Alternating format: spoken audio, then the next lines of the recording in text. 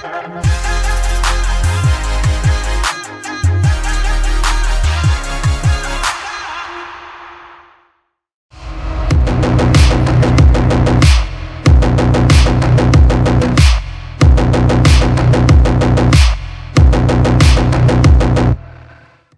everyone.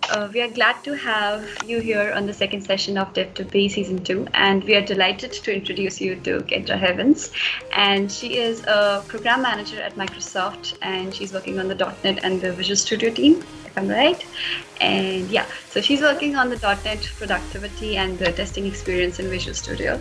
And there's a lot more to the story and what she does and how she does it. So let's hear it from Kendra Havens herself. And welcome, Kendra. The Dev2Be team is highly privileged to have you here. And it was like Dev2Be is basically a message that you want to give to the tech learners, and also that journey that you have had as a tech enthusiast and what you want to live in the coming future. So, hi there, Judy. Thanks for having me. I'm really excited to be on the show. It's quite a cool idea. Thank you. Really appreciate your thoughts on this. And so we'll just start with the little cliche questions, I guess, but the most important ones. So what's the story that you got into the tech field, and like how did you build that passion for the tech? Yeah, so I think I'd consider myself as starting kind of late. I didn't learn to program in high school or anything, and I actually put it off till kind of the end of college. So I started as a French major. And I graduated with a French major, actually. I kept that. And I had minors in linguistics and computer science. And I kind of had a bit of a panic my sophomore year. I was studying abroad in France, and I realized, I didn't really know what I was going to do with my major. I was racking up so much student debt. That's a huge problem in the US. And I really wanted to build something too. I felt like with French I could be translating other people's work, or maybe teaching, or just more teaching, and I wanted to build something. I don't know. So I got really, really motivated to do something like that, and computers seemed like such a cool way to do it. I got really, really into translation software because honestly, I'm still not the best at French. I relied a lot on tools, and I was very interested in how they worked. I was reading some papers on how Google Translate kind of came up with a new model to run a bunch of bilingual dictionaries in order to train their translation software, which hadn't really been done en masse before. So they actually had a huge graph of word similarities, and I'm like, this is amazing. So I needed to get into it. And then I started learning Python while I was there studying abroad. So when I came back, it was kind of history for me. I enrolled in my first computer science class, which I almost didn't. I almost wanted to be an entirely self-taught.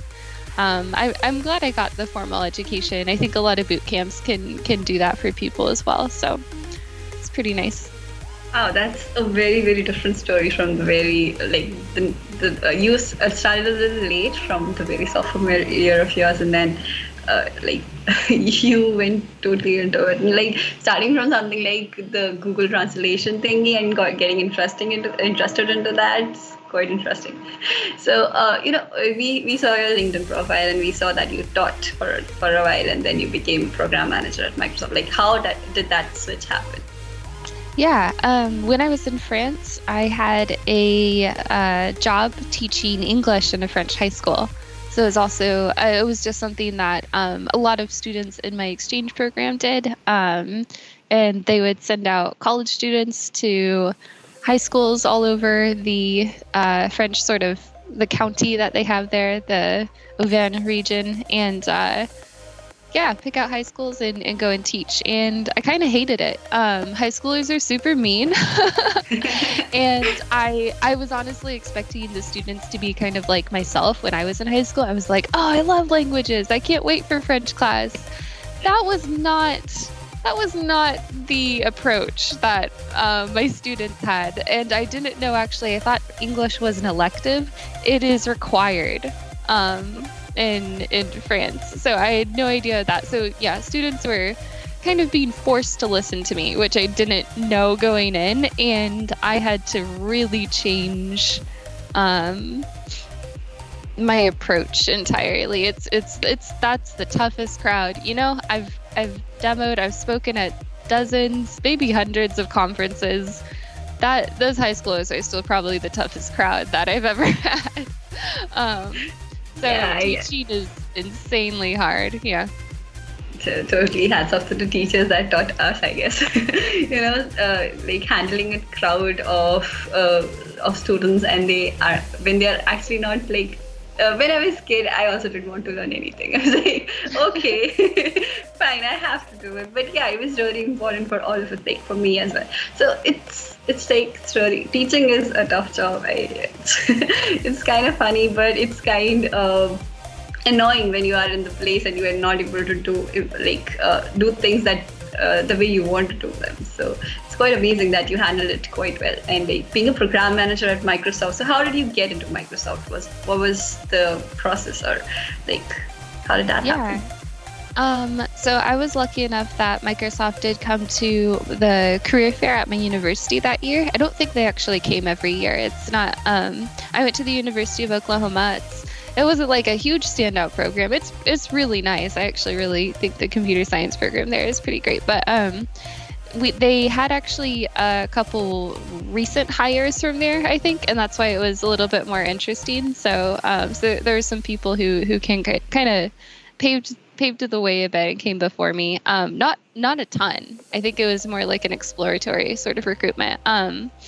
So they had a booth, and I almost did not go up to it because that was, I kind of just went to the career fair. This was the career fair at the beginning of my junior year. So I had just started. I was like maybe a month or two into my computer science program. So I did not feel like, legitimately there. But I love kind of going early. I wanted to see the field. As I told you, I had a bit of a panic attack about getting a job, so I was motivated. I do always recommend kind of going early and getting your bearings. You don't want to wait till like senior year to start making contacts or looking for work. It's always good to have internships and stuff in your pocket. So I almost didn't go up to the booth at all. I literally walked away and turned around like 3 times. It was very awkward. And it was and I almost didn't go as well. I had gone in the morning, but they didn't let me in because they didn't know a backpack wasn't allowed. You're supposed to bring just a portfolio. And I was like, oh shoot, well, I'm on my way to my classes next. So I just left and I went to my class, and my class was canceled. So I got to go back and actually, drop off my backpack and everything. And that's the only reason that I was able to go that way. And I met the recruiter that day, and she thought my background was kind of interesting. And Microsoft had a specific program for people who were just considering computer science and who were early in computer science. So it was the Explorer program. And that was kind of perfectly aligned, and I got a phone interview. And then I got the next in-person interview, and they flew me out to Seattle for a whole day of many hours of the PM Explorer interviews and specking and some technical stuff, and I got in. Oh, that's quite amazing. It's like destiny meets motivation. Wow. This quite interesting, because you were quite motivated to be into tech, and then you kind of were not able to join the class, so you went back again. It's you're meant to be there. Well, yeah. There's kind of a lot of there was a ton of places that I could have entirely missed the opportunity, but I definitely would have missed it if I hadn't shown up or hadn't even tried.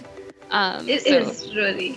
It's kind of it's more of the moral of the story is you need to show up when you show up. So it actually gives you results. That's quite amazing. So what's the culture at Microsoft? What do you love the most about it?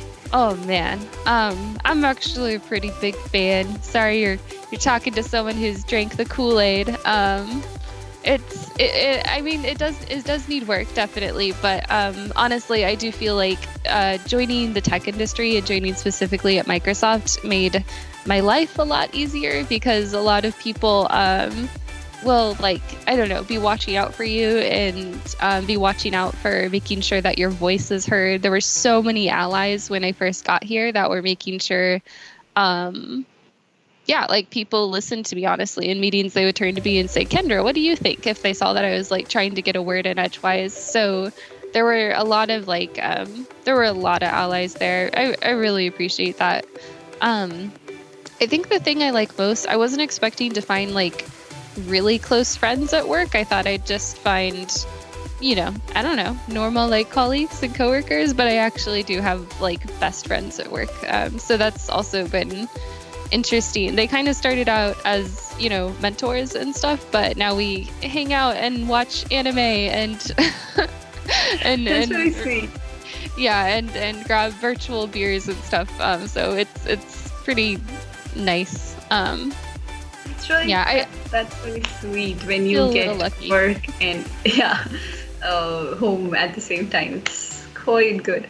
So, like, how's your contribution to clubs and tech communities have been? Like, we saw your Channel 9 contribution, and you had some really cool videos with Scott, and you were trying to teach something. What was it about? And like, you'd like to tell something about it? Yeah. So what are my video contributions overall, or just what have I been up to at Microsoft Yeah. in general? In general? Yeah. Yeah, so it is funny. I think a lot of people think that for a while my like full-time job was video creation, which wasn't at all the case. Those were all things that like we snuck in around other stuff, So a lot of it was actually working on the product and reading through customer interviews and doing experiments and studies and coming up with hypothesis and like surveys that how to like validate or invalidate, and talking with a lot of people, and a lot of just like learning the tools.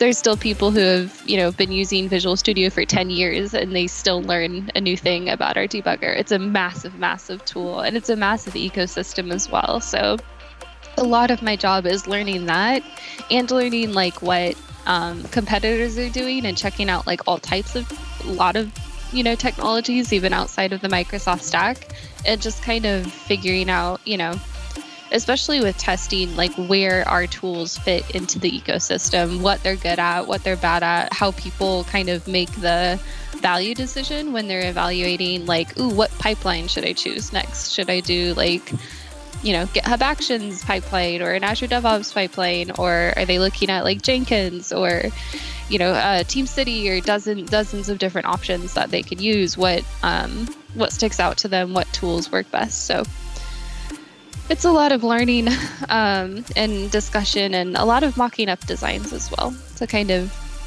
show like visually what you want to change in the product.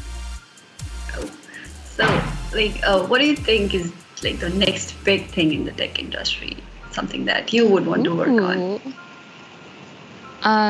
Gosh, I love this question. There was a talk that really stuck with me. If you ever get a chance to, actually, I think Richard Campbell's writing a book on this. Richard Campbell is one of the awesome, I guess, leaders, MVPs, one of the people in the .NET community. He's had a podcast, .NET Rocks, for a really long time. He's writing a book, and he has this talk that goes over the history of .NET, and it's amazing because the platform is like 15 years old, and there's a lot of decisions that went into it. Like at the beginning of it, Microsoft or Windows and Linux were like deep enemies, and now they're very big friends, at least from like the cross-platform like .NET perspective. We totally embrace Linux, and like that huge transition in positioning of a platform is really interesting to me. I'm so excited about like Blazor WebAssembly, and as well like our hot reload preview. Incredible things keep happening. Oh my gosh, and .NET 6 performance improvements.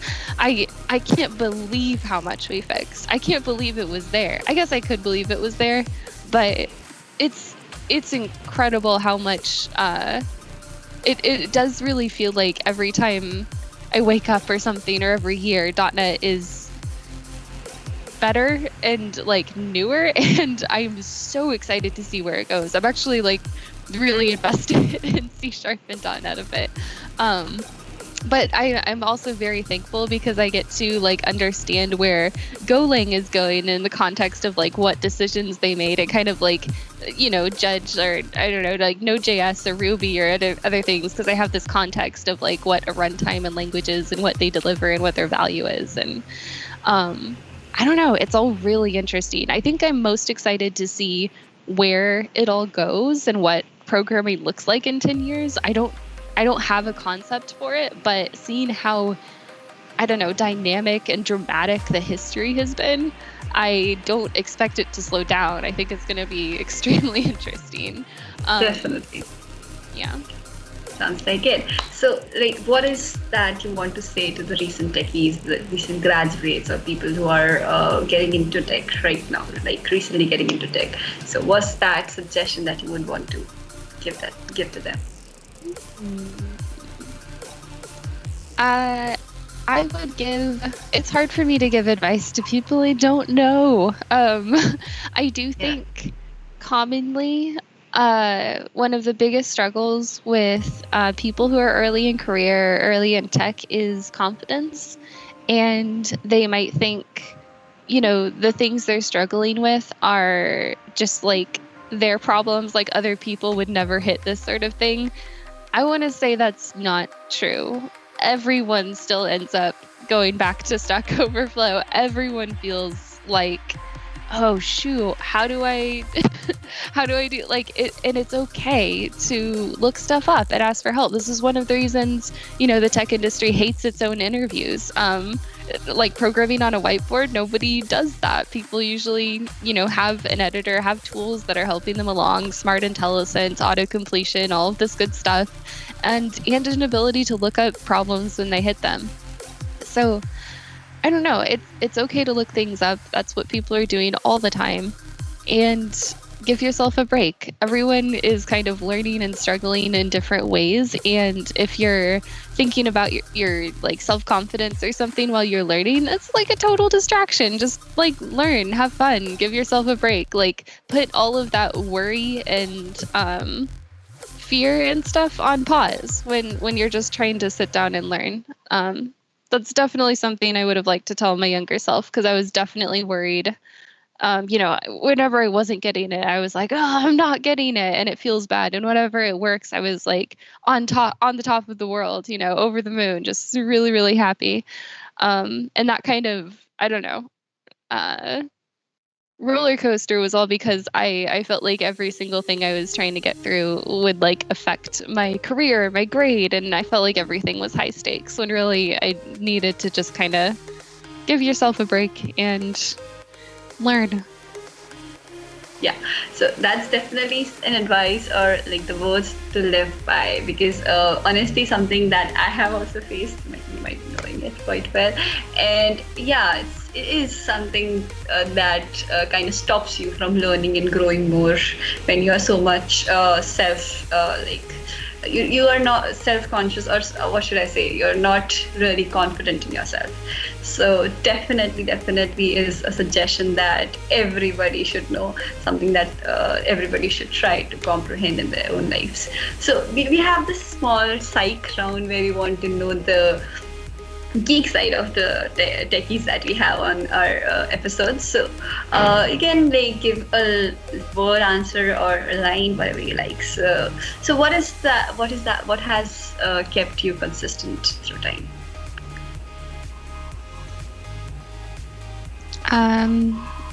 Let's see, what has kept me consistent through time? I think I've told you about my checklist passion. Did we go over that before? No. Okay. I think over time, so there is a book called The Checklist Manifesto by Atul Gawande. I would highly recommend it. I think I was using many different forms of checklists over my life, but when I read that book, I think just a year ago now, it kind of like formalized it. How, you might have a dozen different things to do, and writing them down is so helpful because you can prioritize them and not get distracted with stuff. And it's totally a way of just managing yourself. And you're not worrying about, the 11 other things you have to do while you're trying to do one thing. Like, it's written down and you can put it out of your mind. And you do have to train yourself, like return to the checklist so that you can keep going through it and stuff. But I highly, highly recommend writing things down. And the Checklist Manifesto is a really interesting book because it delves into a lot more. Like, humans are trying to navigate ever more complex systems. And literally, doctors and people who built skyscrapers and all of these people who are doing that can only do so with checklists. It's just really interesting. Just like a set of instructions for how an individual can get through their day working in a system that is much, much greater than themselves. And that's kind of true for, like, if you're looking at, university or making resumes or applying to jobs and stuff, or even if you're starting in your new job, you have to, like, onboard and register your address or bank account, but you also have to, like, start researching the topic that you own. Like, there's going to be 1,000 different things all the time for, your whole life. There's always going to be a to-do list. Writing them down reduces stress and helps you prioritize so you get done what matters. So that's my little speech. I'm passionate. Definitely. So what is the learning that you've carried from the beginning of your journey? Well, definitely, like, the confidence thing. Everyone has imposter syndrome and that kind of stuff. That's what I want people to hear. Definitely checklists. Okay. So what is that? Like, we often hear that in corporate world, we face hate, or we don't, are like, I guess that's a little that we have covered as well, but we don't get enough credit sometimes, and we are working on something very passionately. So how do you think that we need to handle such scenario and maintain your own peace? Sort of a thing. Yeah, I feel like, I don't know. Some people I've definitely had to, I guess, write off a bit when I'm, in a meeting and I realize communication is not working for one reason or another. I definitely do tend to work around them if it's an issue.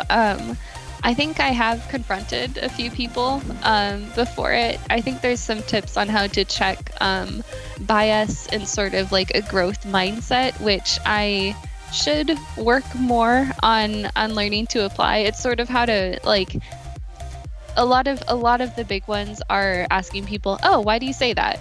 Like, if someone says something, I don't know, that's kind of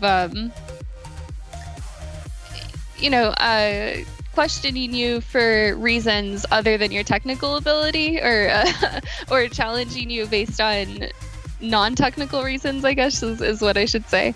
And you can, there are definitely ways you can check that. The best one is always to get them talking and ask why they say that, because that immediately digs into sort of their unconscious bias without being accusatory, which is really helpful.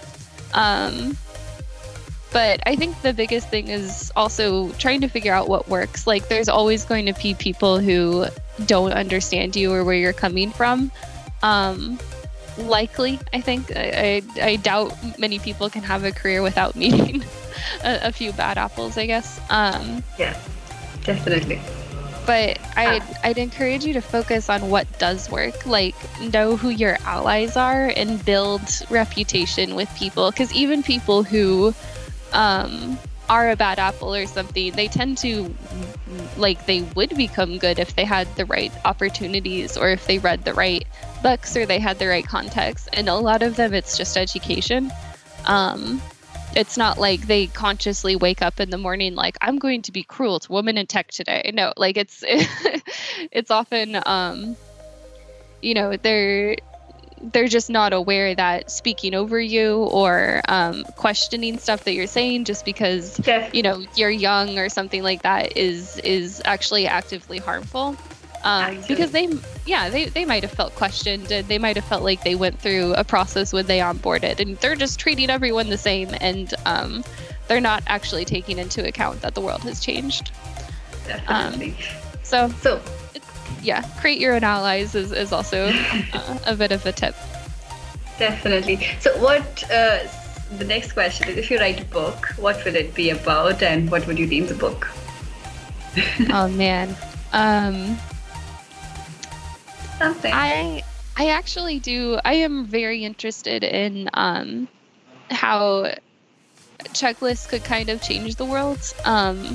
I do feel like a lot of things that I've tried to do was all like, I just got to creatively come up with all of the next steps, like applying to universities and other tech programs. And like, I just had to figure out what I wanted to do. There wasn't like a playbook for life, I guess. And I'm really curious what that would look like, because I do think timing in people's life is very important, and having almost like scheduled experiences, like throwing yourself into unknown waters when you're young, probably like that might be a camp experience for other people, or like making new friends who are very different from you. I wish everyone could experience, but not a lot of people like seek out those opportunities or seek out those experiences for their kids.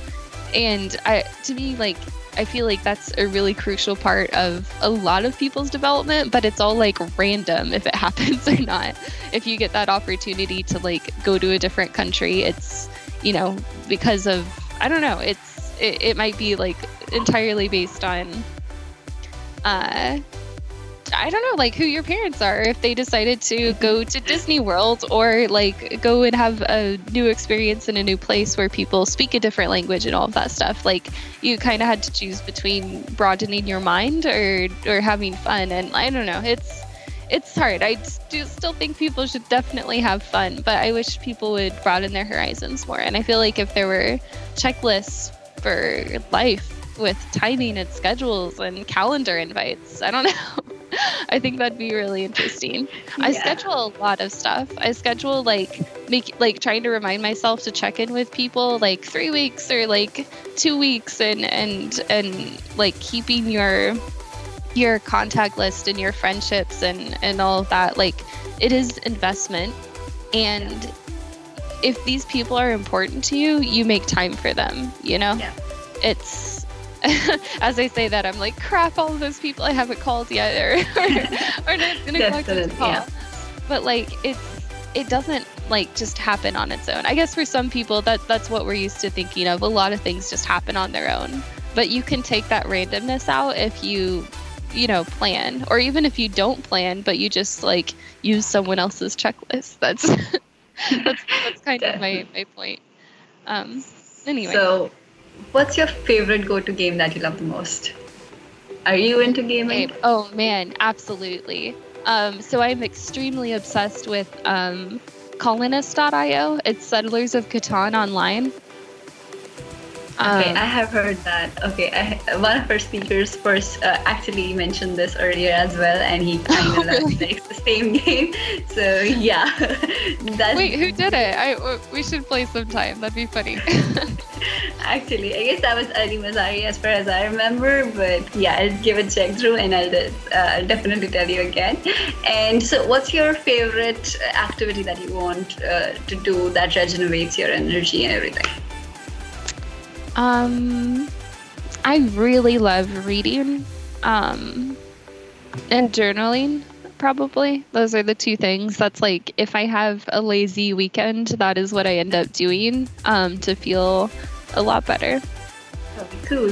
So, like, what's the most adventurous thing that you ever did? And something that you want to do? Yeah. I do think studying abroad in France was really exciting because so much of it went wrong. So I was 19 when I showed up, and I had like shaky French, And I needed to navigate like from Paris to Clermont-Ferrand, which is like 3.5 hours away by train ride. But I had to get through the Paris metro. Like the journey, if I knew where I was going to be at least an hour. So like if I messed up reading the lines or mistranslated something, and I actually did like, oh man, there like I forgot to composter ton billet is like an announcement that you'll hear on the speaker, and I had no idea what it meant. It meant like stamp your train ticket before you get on. And I didn't know that, so I didn't have it. So they almost like fined me €90, and I was like, I don't even have an address yet. But luckily, people on the train were really nice, and there were a couple old ladies that like spoke up for me against the ticket master. It was really, really cute. But like, oh my gosh, it could have been, it could have been disheartening. And that was after like a 13-hour flight, so I was like extremely tired, and a 3-hour train. And then when I got to the place I was supposed to stay, it was like a student residence, and they tried to turn me away. They're like, no, we don't know you. And I was like, no, this is my university program. Like, I'm allowed to live here. Like, this is the address. And I showed them all our documentation, and they were like, no, like, we don't know who you are. And like, I needed to contact my study abroad person back in the States. And, you know, she was asleep because there was a 9-hour time difference, and like, it was crazy. So I needed to find a hotel and just like figure it out. And they were totally wrong. I was supposed to live there. They had already signed a lease with me. Like, it was just very weird. And France is a very difficult place to navigate. They will say no if they're allowed to. Like, the bureaucracy is, you definitely have to fight your way through the bureaucracy. They wouldn't let me enroll in the university, and I'm like, no, really, like, this is an exchange program you have. I had to like convince people that I was there for, like, they had invited me there. They had an exchange, like there was a French university student of theirs that was going to my university in America. Like, we were an exchange program. I needed to like explain that a dozen times. So like, oh, I was there illegally for a few days, I think, because I needed to do something with my visa that I think I needed to get it stamped. So like, I didn't know. And I didn't get that deal until later. Like, there were so many things I needed to figure out that were so crucial to survival, and I guess not being like deported or being fined or something.